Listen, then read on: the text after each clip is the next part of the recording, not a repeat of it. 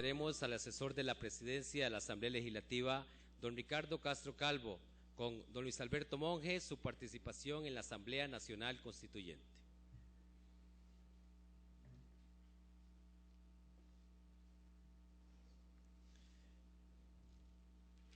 Es la historia del diputado más joven de la Asamblea Nacional Constituyente de 1949. De 24 años de edad, oriundo de la ciudad de Palmares, en la provincia de Alajuela, de nombre Luis Alberto Monge Álvarez.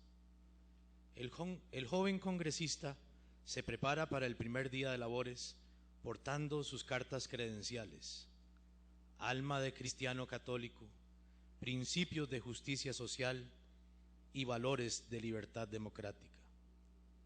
Bajo su brazo trae el título de bachiller del Instituto de Alajuela y el reconocimiento internacional como dirigente sindical.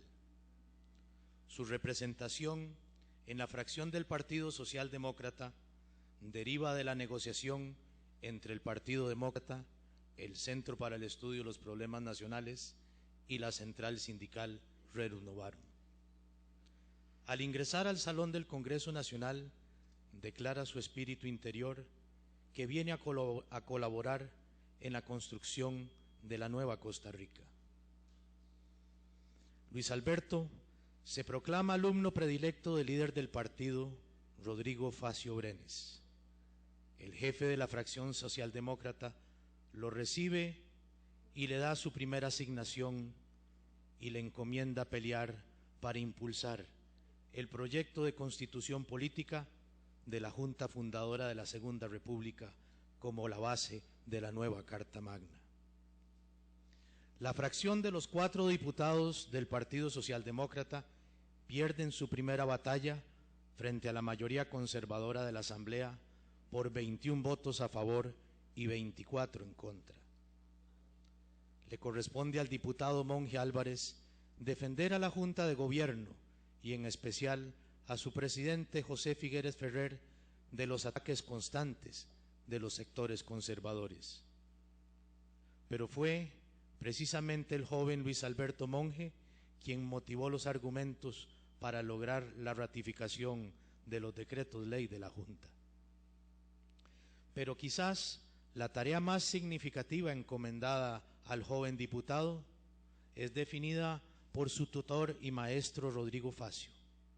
Se le encomienda la defensa del capítulo de las garantías sociales. El joven Luis Alberto no solo cumple en forma exitosa su tarea, sino que lo hace en forma brillante.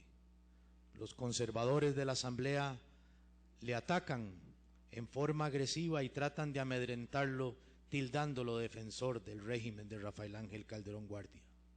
Sin embargo, el diputado Monge Álvarez no se detiene para defenderse, sino que se entrega por entero en la defensa del derecho a los trabajadores por el salario mínimo, el mínimo de la jornada laboral de 8 días diarios, 48 semanales, la jornada de 8 horas diarias, el día de descanso, el pago por las jornadas extraordinarias, el derecho a la huelga de los trabajadores, el fuero sindical, los derechos del trabajador nacional frente al extranjero, el seguro del desempleo y la equiparación de los derechos de los trabajadores del campo y la ciudad. Muchas otras batallas brillaron en la voz del joven Luis Alberto. Especialmente puso énfasis en la defensa y la creación de las cooperativas. Compartió y apoyó iniciativas como el derecho que tiene todo niño a saber quiénes son sus progenitores. Defendió los derechos de las personas que nacidas fuera del matrimonio pudieran ser respetadas bajo el principio del cristianismo. Procuró la protección especial para las mujeres y los niños. Proclamó el derecho a la maternidad. Acompañó la moción que otorgó el derecho al voto de la mujer después de una batalla de casi 80 años. Defendió en los estrados la democratización política territorial para establecer los ejecutivos municipales, hoy alcaldes, los síndicos y sus respectivos suplentes. Desde la Asamblea Nacional Constituyente exhortó a la Junta de Gobierno para que se eliminara la restricción que tenían los negros para pasar de Turrialba al centro del país.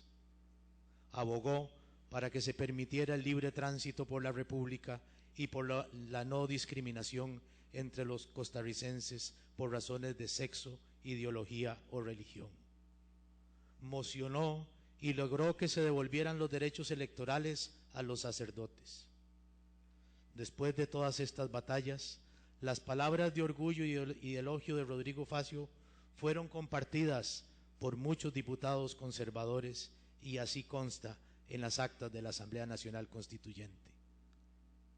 En este acto de conmemoración del 63 aniversario de la aprobación de la Carta Magna que nos rige, pido a ustedes que también expresemos como justo homenaje un caluroso aplauso de gratitud a Luis Alberto Monge por este legado de justicia social y de libertad en democracia que nos dejó.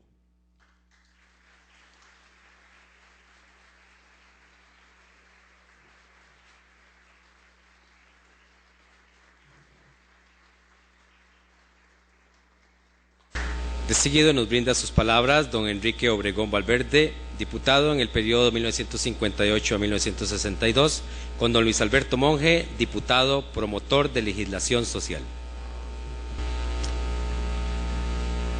Luis Alberto Monge, compañero y amigo desde los 17 años, cuando estudiábamos en el Instituto de Alajuela el bachillerato. Amistad y compañerismo que se mantiene hasta ahora, cuando hemos sobrepasado un poquito esos 17 años. Compañeros de mesa, señores diputados, señoras y señores,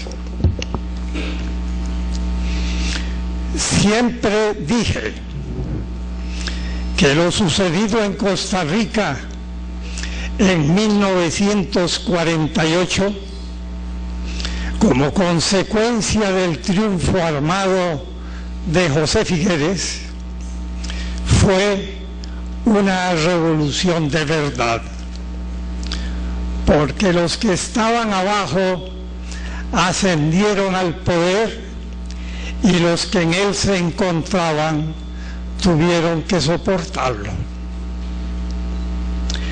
En 1948, la clase campesina de este país correspondía a un 82% de su población y era la más pobre y desprotegida.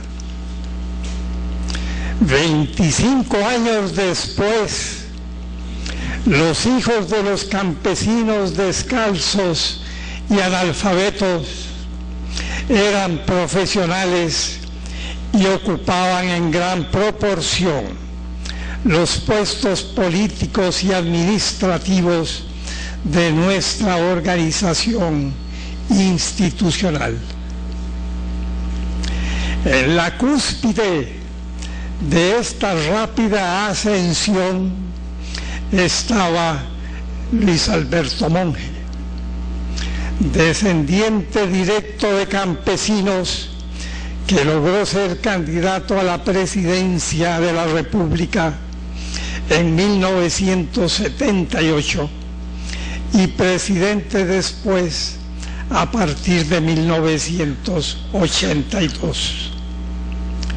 La democracia se afianzaba en su estructura popular. Luis Alberto, además de campesino, era destacado dirigente sindical, dos agravantes que la sociedad costarricense no habría permitido antes de 1948 para que un ciudadano con tales antecedentes ocupara un cargo público de cierta importancia. Además, Luis Alberto fue electo diputado a la Asamblea Nacional Constituyente de 1949, cuando tenía 24 años de edad. De nuevo ocupó el cargo de diputado a la Asamblea Legislativa en 1958, regresando después, siendo electo presidente de ese importante poder de la República en 1973. Rafael Ángel Calderón Guardia había adelantado las condiciones que permitieron esta transformación democrática al imponer el Código de Trabajo, las garantías sociales y el seguro social al pequeño sector cafetalero que a la vez dominaba la banca, o sea, el que tenía el poder económico y el poder político en el país, ocasionando una gran convulsión en la sociedad costarricense. La mayor parte de los que somos hoy, de lo que somos hoy como democracia representativa, de institucionalidad consolidada y de permanente paz, se lo debemos a Calderón Guardia y a José Figueres, los dos grandes reformadores sociales y políticos de Costa Rica en el siglo XX, por lo que es procedente decir, como ciudadanos producto de esas dos grandes convulsiones históricas, que podemos ser tanto calderonistas como figueristas, reconociendo que esas son las dos grandes energías históricas más cercanas que debemos recoger los costarricenses para construir la nueva etapa democrática que nuestra sociedad viene pidiendo desesperadamente. Y digo esto porque la historia tiende a olvidar errores, arbitrariedades, fraudes o represiones de algunos gobernantes, cuando estos han dejado una obra social y política de gran trascendencia, capaz de enterrar el lado oscuro de sus gobiernos.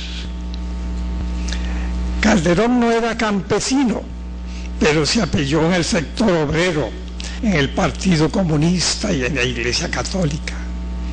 Figueres tampoco lo fue, pero vivió 25 años confundido con los campesinos, llegando a ser uno más de ellos, y enseñó que la energía política viene de abajo hacia arriba para que el mandatario pueda gobernar así de arriba hacia abajo. Eso lo aprendimos todos los que en aquella época éramos muy jóvenes, y lo aprendió Luis Alberto con mayor lucidez, logrando que en la Asamblea Constituyente y en la Asamblea Legislativa después se aprobaran reformas y leyes fundamentales que consolidaron fuertemente los derechos y las libertades de nuestro pueblo. Casi no hay en este país una ley de gran trascendencia política y social. De 1949 a 1986, en el que no esté presente la iniciativa, la influencia, la energía y la preocupación de Luis Alberto Monge. Esto lo podemos apreciar en la supresión constitucional del ejército, en las leyes agrarias, en las industriales, en la nacionalización de la importación de los hidrocarburos y de la energía eléctrica, en la expropiación de la compañía extranjera que era dueña del ferrocarril al Atlántico, en la consolidación del derecho de sufragio que permitió al pueblo elegir libremente a sus gobernantes y en la extensión de ese derecho a la mujer y a la juventud, en la lucha contra los tugurios y en dar vivienda a los sectores más bajos de nuestra población, en la política de créditos bancarios para los que nunca antes los habían tenido, en la universalización de los seguros sociales,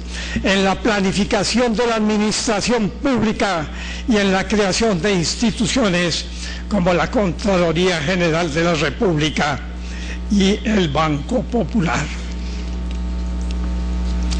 Pero hay dos leyes que es conveniente destacar aquí.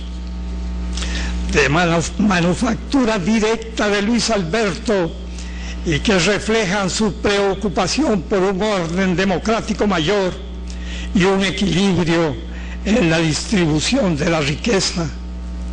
Y son las leyes, la ley que regula las relaciones entre productores, beneficiadores y exportadores de café, y la ley del aguinaldo, que obligó a destinar un salario más en diciembre para los trabajadores, sobre todo de la empresa privada. Con la primera terminó con una de las más grandes explotaciones que sufrieron los pequeños productores de café durante más de 100 años. Y con la segunda, no solo aumentó sustancialmente el ingreso familiar, sino que llenó de alegría a los niños, a los hogares de todos los trabajadores de este país para la época de la Navidad. Luis Alberto Monge Álvarez es el verdadero Papá Noel de Costa Rica.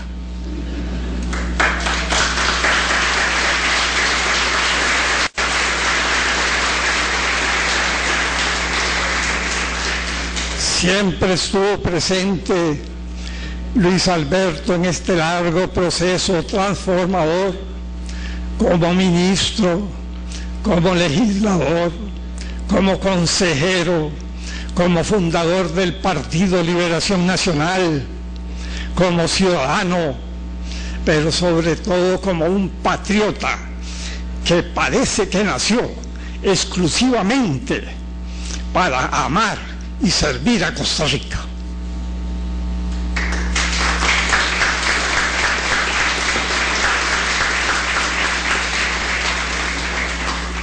Luis Alberto fue un gran legislador, un político que siempre supo que el camino de la consolidación y progreso de la democracia es la ley.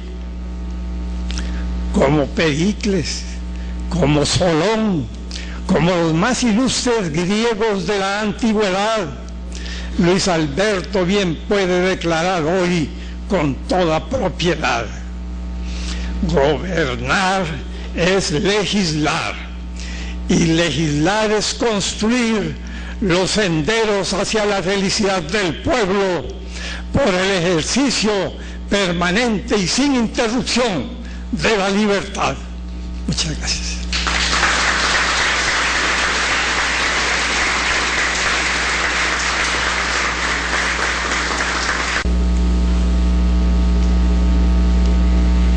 El señor exministro de Información y Comunicación, don Armando Vargas Araya, se refiere al presidente de la República, el hombre.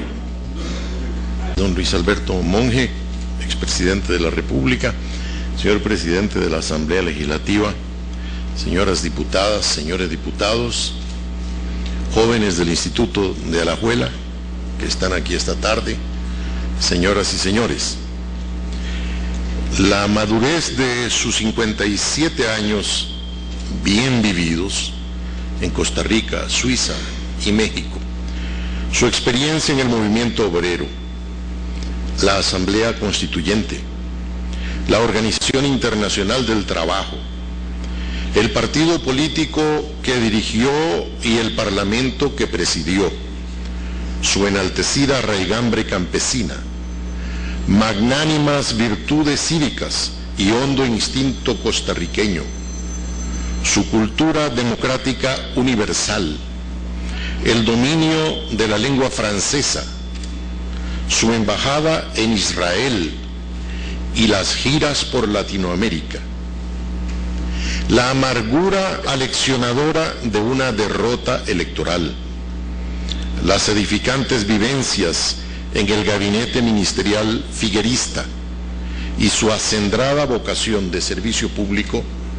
aprestaron a don Luis Alberto Monge para la conducción estratégica de sus compatriotas desde la presidencia de la República.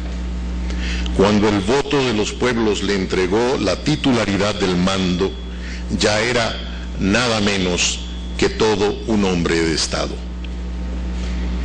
Una visión política certera, intuitiva las más de las veces, la clara orientación de largo plazo en medio de las decisiones contingentes e impopulares casi siempre, la perspectiva del Estado como gestor del bien común y su habilidad de armonizar intereses contrarios son algunos atributos de su desempeño en la jefatura del Estado. Si los actos políticos suelen resultar confusos y controvertidos, su magisterio democrático hizo del solio presidencial una cátedra de civismo, por la palabra y por el ejemplo. Llegó a la cumbre de la República como líder de un partido y de inmediato se dedicó a forjar una compactación nacional. En la cima de la soledad personal y política, resolvió la ambivalencia de sus limitaciones individuales ante los deberes de primer ciudadano de la nación. Conocedor de la historia política, engarzó el ejercicio cotidiano del mando en el designio grandioso de un pueblo en marcha hacia la realización de su destino justiciero, libertario y pacífico en pos de la prosperidad y el bienestar. Desde 1856 no se aglomeraban acechanzas tan graves sobre nuestra nacionalidad, integridad y soberanía como en el cuatrienio del presidente Monge. En ambas ocasiones, fuerzas paraestatales impelidas en el norte contra el istmo centroamericano amenazaron con desviar el rumbo costarricense. Y las dos veces, aquellos filibusteros o freedom fighters hallaron colaboradores criollos. Solo que en esta oportunidad se comprobó que los hilos de la trama se controlaban clandestinamente en los sótanos de la Casa Blanca. Con razón, don Luis Alberto colocó en su despacho presidencial el retrato del libertador y héroe nacional, capitán general don Juan Rafael Mora. Decidido a proclamar la neutralidad perpetua, activa y no armada como escudo ante el agresivo expansionismo militar, recibió dos delegaciones de la seguridad norteamericana que le mostraron pruebas sobre concentración de tropas, tanques y helicópteros frente a Peñas Blancas, listos para invadir el territorio vecino e internacionalizar el conflicto y así provocar la intervención abierta de Estados Unidos. La primera vez vinieron a pedirle que se abstuviera de proclamar la neutralidad.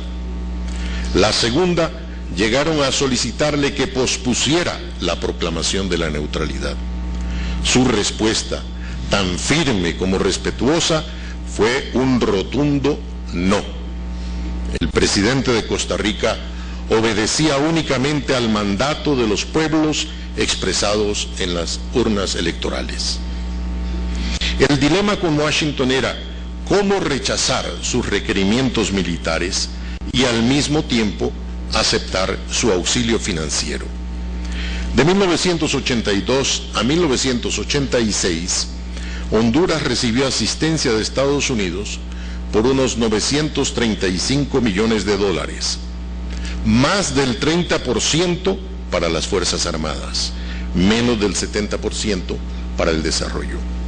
En ese periodo, Costa Rica recibió asistencia de Estados Unidos por unos 830 millones de dólares, menos del 6% para las fuerzas policiales, más del 94% para el desarrollo.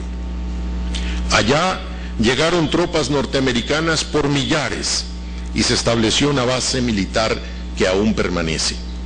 Aquí vinieron unos ingenieros militares a construir puentes en la región meridional. El intríngulis estaba en cómo obtener el mayor beneficio nacional con la menor constricción de autonomía.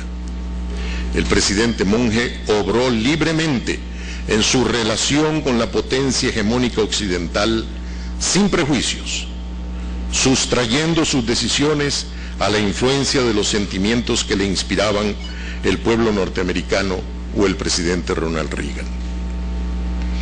36 meses antes de su ascenso a la presidencia de la República, había estallado en el país la peor crisis económica desde la Gran Depresión.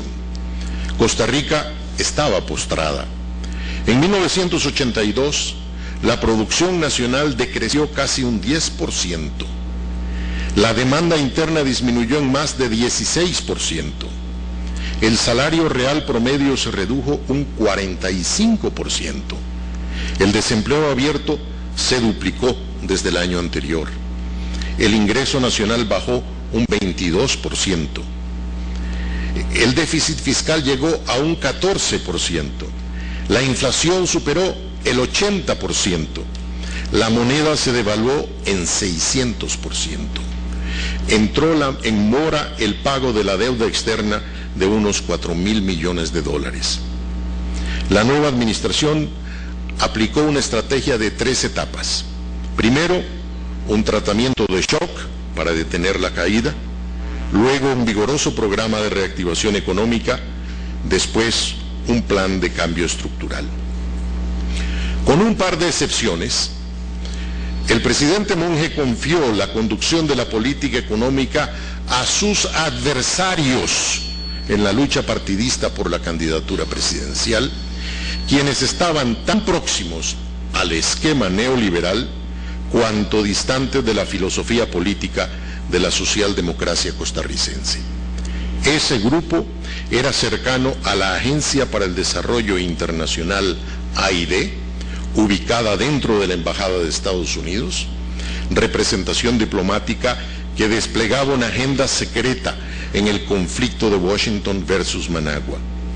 Numerosas acciones clandestinas de esa agenda fueron reveladas y documentadas en las investigaciones parlamentarias y judiciales en torno al escándalo Irán-Contras, virtualmente inéditas aún para la mayoría de los costarricenses.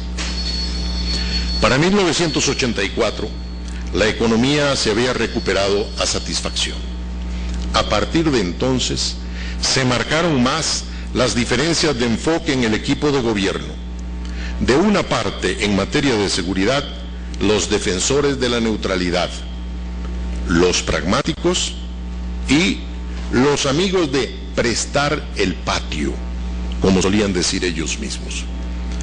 De otra parte, en materia económica, los socialdemócratas, los pragmáticos y los neoliberales.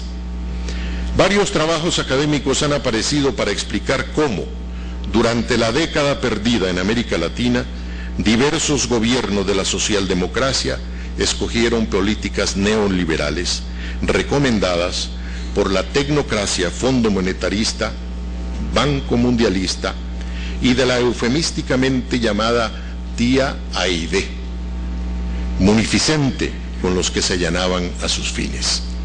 A mediados del 84 hubo una coyuntura crítica en la cual se mezclaron las presiones neoliberales con las presiones militaristas a objeto de enrumbar el país por senderos trazados fuera de Costa Rica. En mayo desfilaron 50.000 personas por las calles de San José a favor de la neutralidad y en contra de la guerra. Eran las vísperas de la misión presidencial a Europa. Entre abril y agosto se libró aquí en la Asamblea Legislativa una batalla parlamentaria con el objeto de abrir a la banca privada el acceso al financiamiento directo del Banco Central con fondos de origen externo y los préstamos en moneda extranjera al sector privado al tipo de cambio del mercado. En agosto se produjo la renovación del gabinete.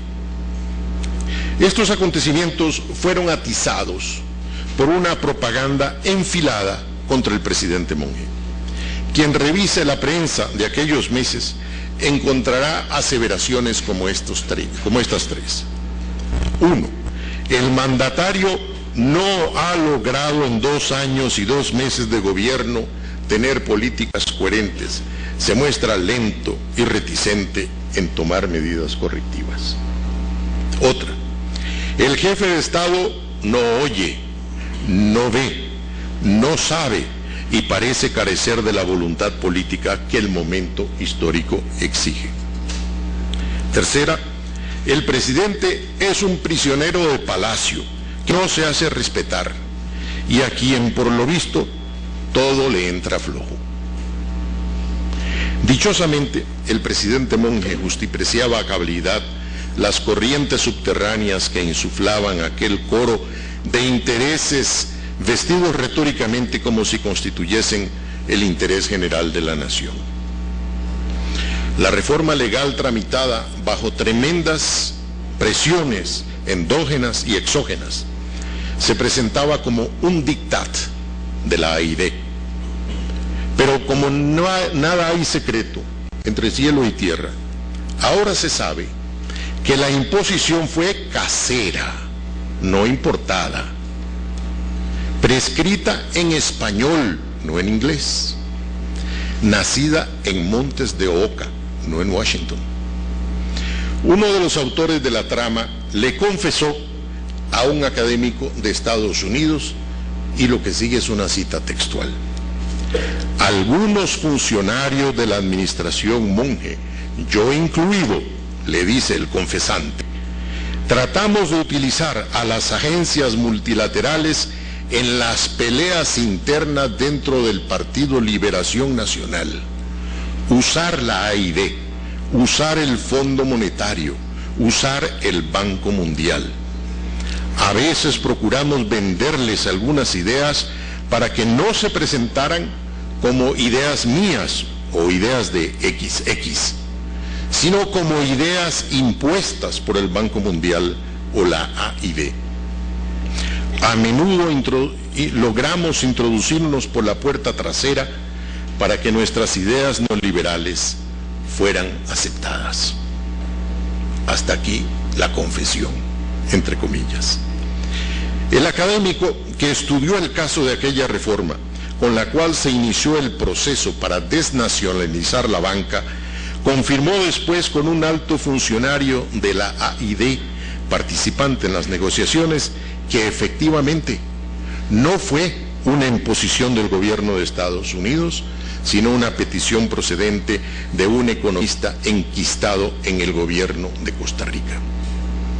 Desde el gobierno, dice el académico, la facción neoliberal logró anular algunas de las ideas históricas de política económica que sustentaban la estrategia liberacionista para el desarrollo económico. He ahí la deshonrosa condicionalidad cruzada. La neutralidad se consolidó por su eficacia. Aprobada la reforma legal, cesó como por ensalmo la campaña mediática. Era patriotismo de billetera. Reorganizado el gabinete, la administración Monge cobró un segundo aire y en las elecciones siguientes el pueblo ratificó en el mando al mismo partido político. Una candidatura presidencial aquí y en todas partes se estructura sobre una red de compromisos. Hay que negociar apoyos de otros precandidatos y sectores diversos a cambio de políticas y de posiciones. El equipo humano de un gobierno democrático es un mosaico taraseado de personalidades, de influencias y de matices. Así como la opinión pública estaba dividida desde entonces, el gabinete ministerial lo estaba también. La mayoría se inclinaba por abstenerse de tomar partido en el conflicto bélico centroamericano.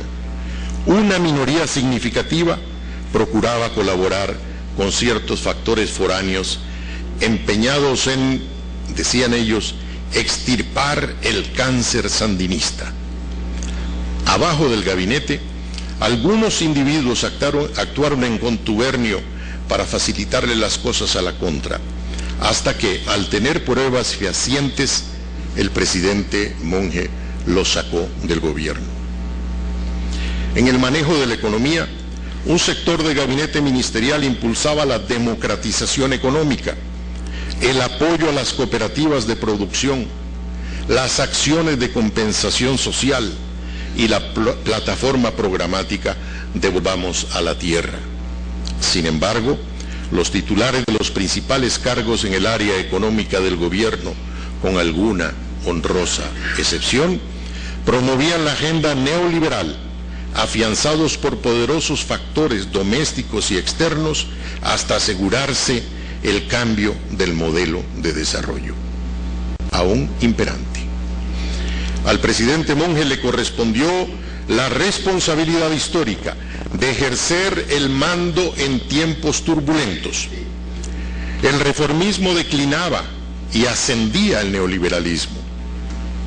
La injerencia extranjera, particularmente en las finanzas, era determinante en muchos aspectos.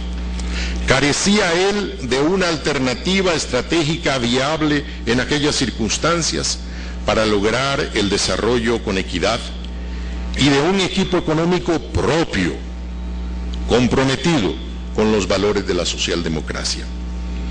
Al igual que en la guerra, la campaña política se hace con los recursos humanos y materiales que están a mano. Los equipos de gobierno se integran con los elementos políticos disponibles. Entregó la conducción de la política económica a tecnócratas hábiles, ensamblados con instituciones internacionales y fuentes financieras. En Asia, Latinoamérica y Europa, la socialdemocracia fue orillada por una ola neoliberal ahora deslucida por el déficit social, la inequidad galopante y la crisis del 2008.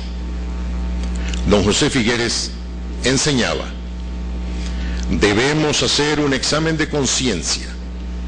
Los vicios que se infiltran en toda organización humana, como las hierbas en todo huerto, deben limpiarse periódicamente o constantemente.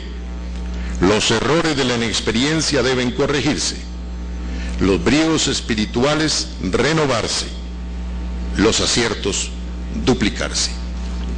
Muchas gracias.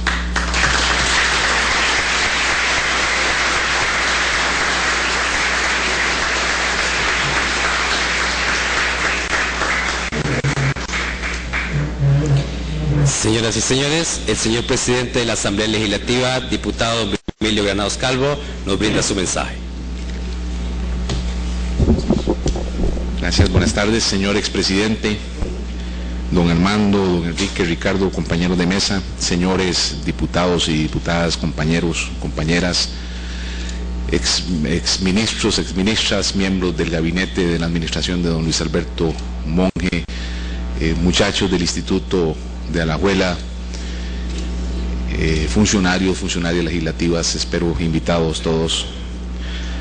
Voy a iniciar agradeciéndole a don Luis Alberto que aceptara este homenaje. Sé que don Luis Alberto es un hombre con una humildad tan grande que no acepta homenajes, ni acepta, como lo estamos haciendo el día de hoy, que los costarricenses, que las costarricenses le demos las gracias y aplaudamos, don Luis Alberto, el legado que usted le ha dado a nuestro país desde hace más de 63 años de lucha social en favor de las clases trabajadoras, en favor de las y los costarricenses y en favor de este Estado social de derecho, que renco o no, es un Estado social de derecho del que nos sentimos orgullosos. Muchísimas gracias de verdad, don Luis Alberto. A través de este homenaje a don Luis Alberto, también tenemos la oportunidad de exaltar en su persona a aquellos diputados constituyentes que hoy precisamente hace 63 años promulgaron la Carta Magna. Cuando se exalta a la honorabilidad, vemos la figura nacional de un expresidente que ha hecho de su vida un ejemplo. Describir a don Luis Alberto es decir, político y maestro de generaciones, es decir, líder de una época realmente difícil para el país, es decir, pragmático y pacífico, es decir, un hombre sencillo y humilde. Debemos recuperar la política de los valores. Es urgente que los ciudadanos y los electores veamos en los representantes a personas honestas con el compromiso de lograr una justa distribución de la riqueza. Necesitamos de políticos como don Luis Alberto que hablen con la verdad y busquen acuerdos imprescindibles en este momento, así como la corresponsabilidad de todas las partes, de todas las corrientes, de todos los partidos, de todas las organizaciones para afrontar la crisis de credibilidad, la crisis de institucionalidad que estamos viviendo en este momento en Costa Rica. Es la renovación permanente por la lucha de igualdad, ahora en el marco de una nueva crisis. El desprecio y la desconfianza hacia los políticos y hacia las instituciones políticas en Costa Rica ha llegado al límite.